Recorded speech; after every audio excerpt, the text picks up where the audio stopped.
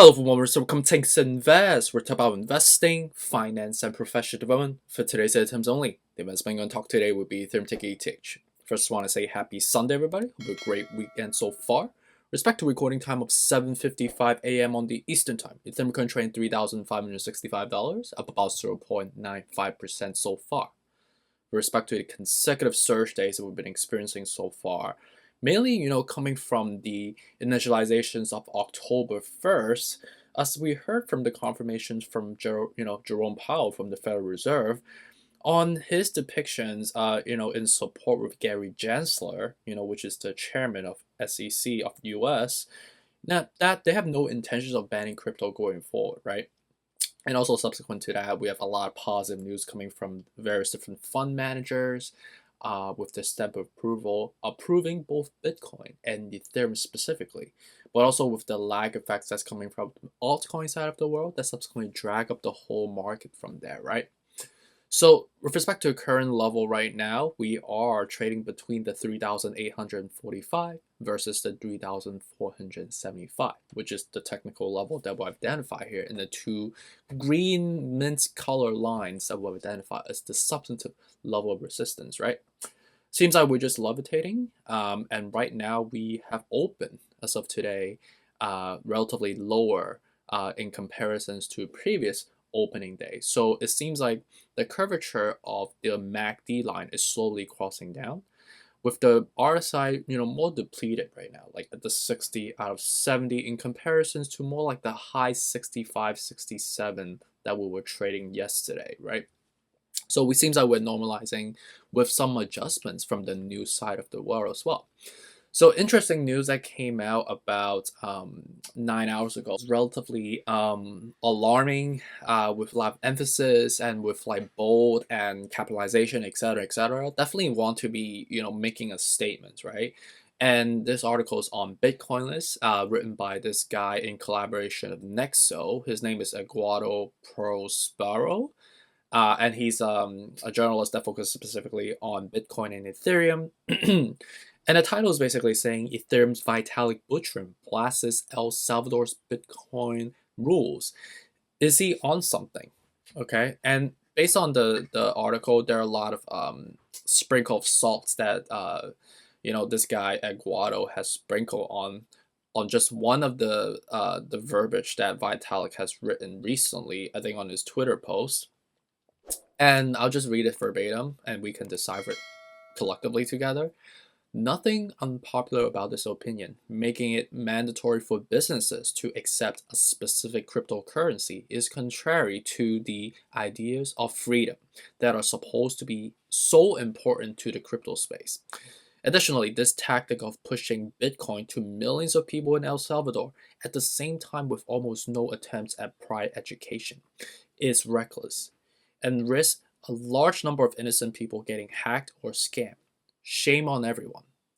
Okay, fine. I'll call out the main people responsible. Shame on Bitcoin maximalists who are uncritically praising him. So Bitcoin maximalist is obviously Jack Dorsey. As you know, he is characterized in the media front. And I think Vitalik is coming from a good space. I don't think his verbiage is anything specifically, pointing at Bitcoin or, you know, or talking negatively about the value proposition of Bitcoin, right? He is raising concerns with respect to the lack of maturity that Bitcoin has in the financial ecosystem at the moment. There are still a lot of compliance and regulatory infrastructure that we need to, need to build upon, to protect people like you and I, consumers, investors, from getting hacked and scammed, which is, we have seen, frequent fraudulent activities in the recent time frame, right? Just on Coinbase, 6,000 accounts getting hacked.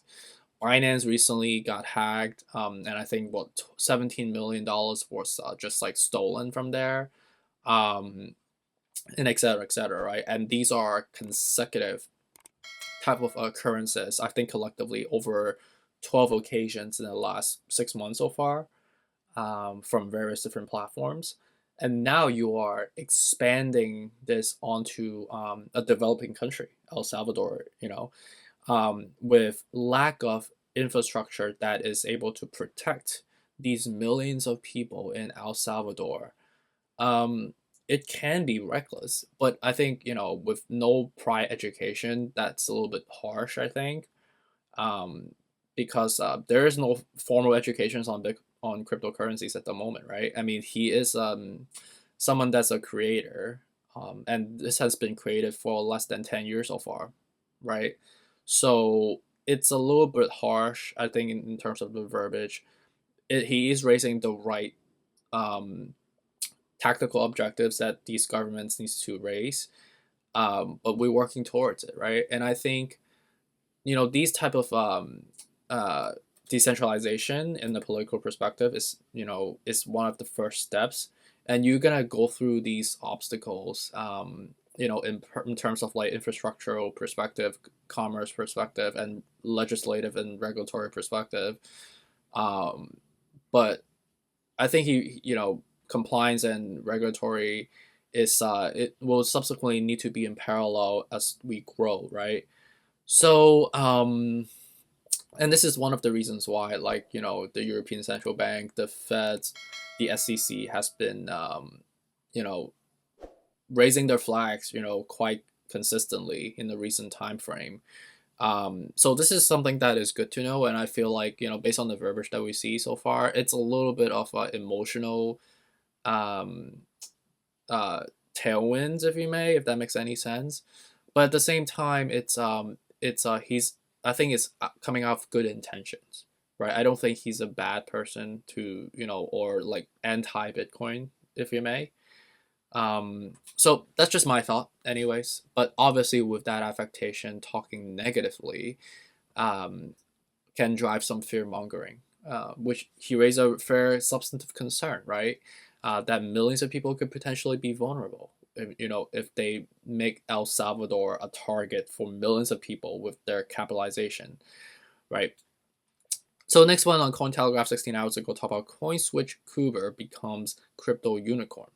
Bitcoin returns to $1 trillion market cap, and 2017 Ethereum fractal that results in 7,000% gains resurfaces.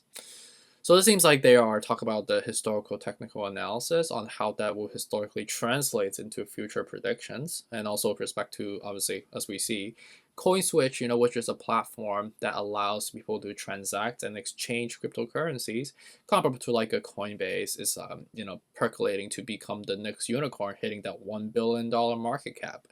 And also, Bitcoin returns to the $1 trillion market cap, as we are seeing in the recent time frame. I don't think at the moment right now, but we have been, right? And then the other news are pretty much just old news that we've talked about yesterday, so I won't dive into it too much. So let's go straight into the technical. Right now, we're hovering, we're levitating in between the levels, and we are building a new ground, which is good because we never really had that ground in before. So ideally right now, we would just kind of hover on a sideways fashion between the levels, right? But we are slowly forming a curvature right now. We are still overbought the 60 out of 70, so I think the likelihood of actually selling back down a little bit more would make more sense. I know they're saying that this is a cup and handle, but with respect to the next level, you have to reach above this level to the, basically another $350 upward. We don't know what catalyst that will be. Maybe the FOMC meeting that's coming out next month, right? And ideally from there, we'll basically go into the moonshot, right? And the next one is going to be, if we break this 3,800, we'll be going to the 4,000 flat. And once we go to 4,000 flat, everything is up in the sky, which we have no substantive resistance levels yet.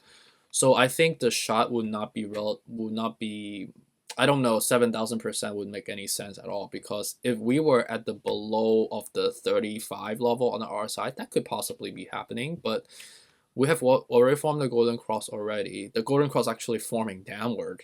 So I think the surge of 7,000% would come much later, would not be the end of this year, if that makes any sense. Based on if we are dragging out the market cycle, you need to kind of go through the whole oscillations of the market cycle, right? And I think we are still, trying to get there. I think we need to cool down, correct first, and then go back up again subsequently.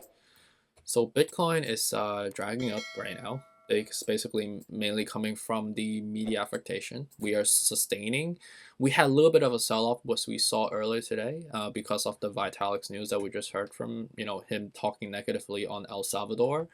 But right now we are at the 71 out of 70, so it's not a good level to buy. We had a relatively high premium at the moment, and we have went up by like 3-4 days by a significant amount, by over like $13,000 in 2 days, 3 days, which is enormous. And this says a lot, right? This is a relatively big candle, and a big rocket ship at the same time overbought. So definitely not the most ideal level to buy right now. Dogecoin would be with the 56 out of 70, and if you zoom in, I think we are already curving down already. So I think the apex was already hit recently as we got to the 27 cents. I think we are actually curving down now. So ideally buying back in the 21, and then 19 and 20 would be the better level.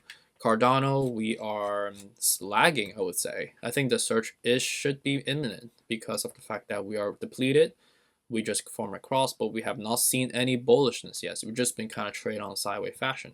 So would I be buying now? Why not? I think why not? But the better level will be the $206 or $205 level. But if we break that, we're going to 187, and then a huge leap down to 145. Solana, we are still selling off as expected. We just formed a death cross as we cross downward. We need to deplete a little bit more, so we're at the 52, so it's not as bad as we were prior a couple days ago, like the 65, 70. So ideally to buy would be the 129 at bare minimum, and then 112, and then 60, and then the 94, which is not substantive, and then the 66. The 94 is mainly because like we just broke 100 and people immediately buy up, which results in like a large green candle in that spectrum. XRP was still leaping up right now.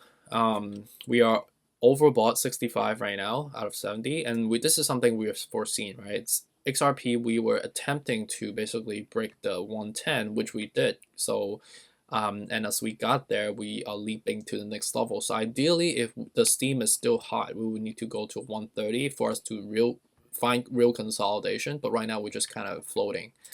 Polkadot, we are, I would say Polkadot is very comparable to XRP at the moment. We are at the 60, so it's not as overbought as XRP.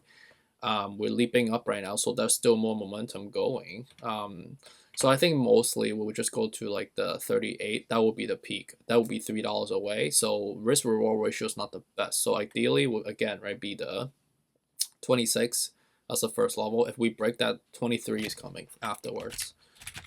So with respect to the market cycle, I know it's not the most obvious, and I think if we need to hit all-time high by next year, we need to go through the anger depression stage. So that's what I think we are at right now. And in terms of like the price target, I think 3,001, 2007, 2004, would be the ideal level of dollar cost average for Ethereum. 9,800 would be the next 12 months price target. So ideal next year around this time, we should be northward around these levels, right? And just to like give you guys more flavor onto other side of the crypto, let me just shift my head as well. Mine as well, right? These are the for your reference with respect to the current technicals for the some of the altcoin that we've talked about, and also with respect to Bitcoin. These are my risk management levels to dollar cost average for your own personal reference. Like this is the sheet that I use for myself. So feel free to use it, or copy it down if you may. So I really appreciate you. I'm gonna actually head off to the gym. It's relatively early for me. It's like 8:15 now. I have to head to the gym at 8:30. So I don't want to be late. But I really appreciate you, and sorry for being too long and draggy today. I had a lot to cover. But I really appreciate you, and if you would give me a shout, and stay tuned for us to come up. Take care.